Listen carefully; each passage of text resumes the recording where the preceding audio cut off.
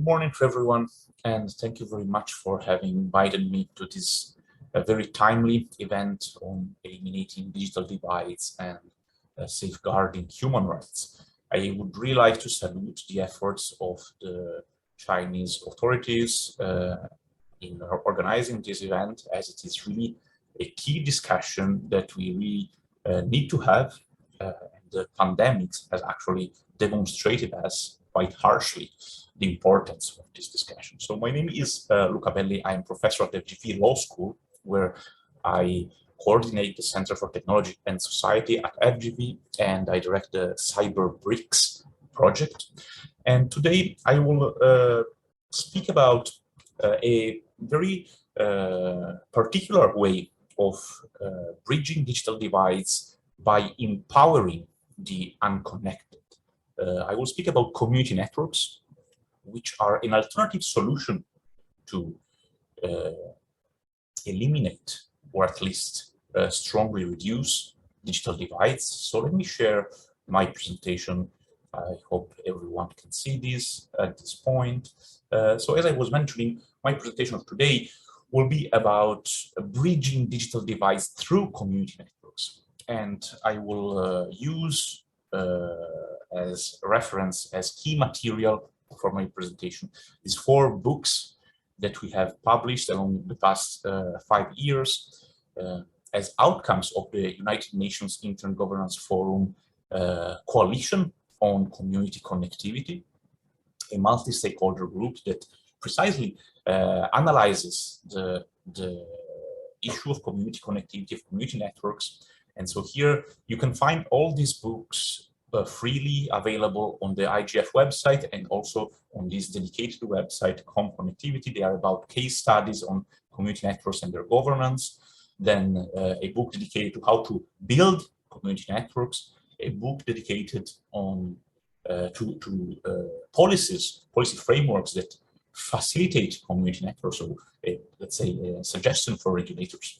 And then last but not least, of course, a book that we have just published a couple of months ago on community networks towards sustainable funding models, exploring how the funding of this initiative is organized and what are the best practices to make this funding sustainable.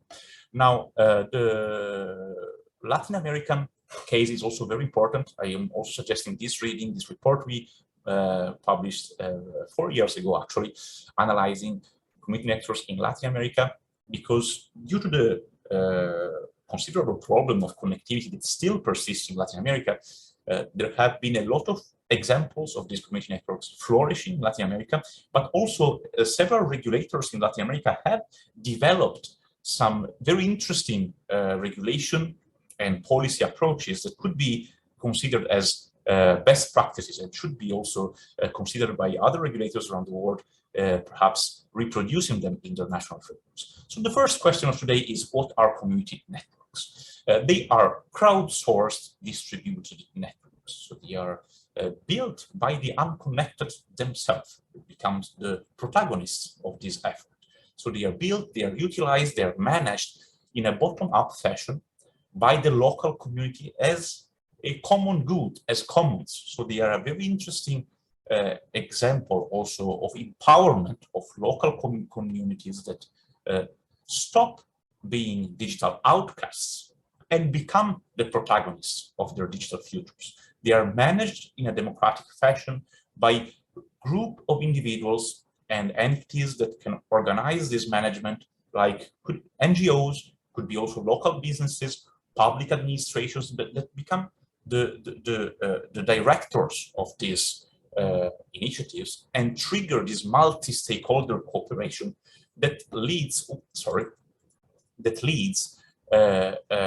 to the construction of these connectivity initiatives, community networks. So why they are interesting options? Because they really provide a very useful complement to the traditional options like market-driven investment and public subsidies that, of course, have limits, as the 4 billion people almost that currently are still unconnected demonstrate us. Today's debate is precisely to understand why half of the world almost is still unconnected. And what could be the options that would allow us to help these unconnected people enjoy connectivity?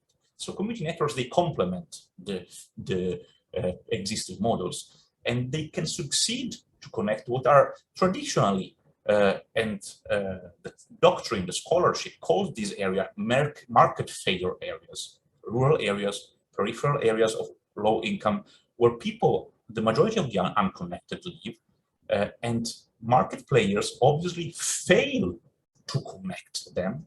And this is really the reason why these areas are called market failure. The market fails to connect them because there is no return on investment, right? And even when there are public subsidies, they may not always be used in the most efficient way. Here you have some examples of the most renowned and interesting examples of community networks. You have several from Europe, Latin America, even South Africa. It's very interesting to mention that Gifinet, which is the largest community network in the world, has more than 130,000 nodes, so more than 250,000 users. It means that also these initiatives can be scalable. They are not only small initiatives. There is also the example of BARD, that is the acronym of Broadband for the Rural North, that you see here also in mentioned, a community network in Lancashire, UK, where the top speed is 10 gigabit per second. And you heard it well, 10 gigabit per second means more than what NASA has in its headquarters, as they proudly say, friends from the BARD network. And so it is really interesting to analyze these initiatives, not only because they represent an additional strategy to bridge connectivity, but also because they unleash what I call a virtuous circle of knowledge and innovation. Why? Because when the local community builds this connectivity initiative, they also understand how technology works, and they also try to they experiment firsthand how the empowerment brought by connectivity can really change their lives. It's not only expansion of freedom of expression, it's more access to knowledge, more capacity to build what we call in technology circles permissionless innovation. So it means that they can innovate also to meet their local needs, to develop kind of application service that they need, and maybe due to their small size of this community, strong, large players do not think about. They decentralize the internet, which is something that lately has come as a very pressing priority, avoiding centralization, especially in the hands of few, usually US-based tech giants. And they also trigger a more interesting internet. What does it mean? That a lot of disconnected people are disconnected not only because access is unaffordable or unavailable, but also because many people do not see the interest of being connected to the internet, because they don't know the internet. Having local services in local languages built by the local community makes the internet more interesting for the local still unconnected communities. Sorry for this technical problem. And so this virtuous circle of innovation and knowledge is very evident in the kind of services that are developed generally by the local communities, that are maps for the local community, instant messaging apps in local languages, voice over IP to connect with diaspora, maybe overseas, hosting services, local e-commerce platforms to trade among locals, exchange products in local languages, e-health application to provide even information on health for local villagers. And so in practice, the local community self-determines itself. And that is the reason why I call this phenomenon triggered by the local communities network self-determination. This is extremely important, especially in an event as today's event, because the right to self-determination is so relevant that the Article 1 of the Universal Declaration of Human Rights, Article 1 of the International Covenants on Civil and Political Rights and on Economic, Social, and Cultural Rights, it's so relevant because it's precisely the right of all people to pursue their economic, social, and cultural development, to determine their political status, but mainly to pursue how they want to develop themselves, they want their cultural, social, and economic development to be organized and steered. This is why I call this network self-determination, the use of these community networks to empower the local people to build network infrastructure by the people, for the people, by the local community, for the local community. I define it as the right to freely associate, to define in a democratic fashion the design, the development, and management of network infrastructure as common good, in order to freely seek, impart, and receive information and innovation. I'm sure that human rights lawyer in the room will have recognized the core elements of the right to free association, freedom of expression, and self-determination, precisely because I'm simply assembling what already exists to provide a suitable definition of what this network self-determination is.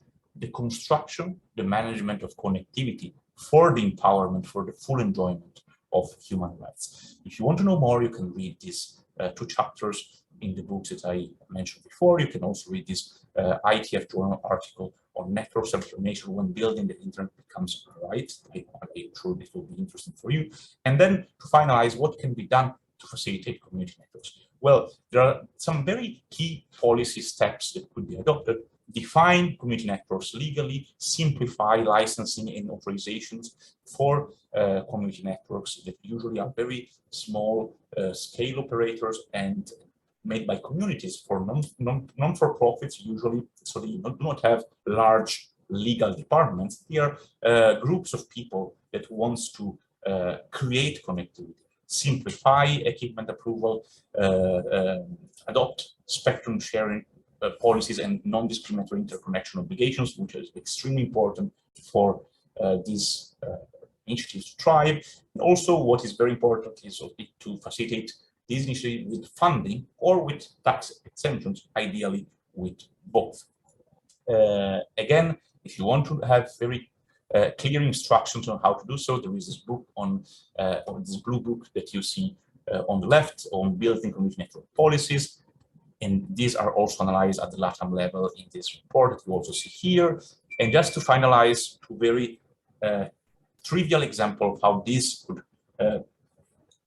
be done concretely by the Argentinian telecom regulator. They adopted a regulation on community networks in 2018.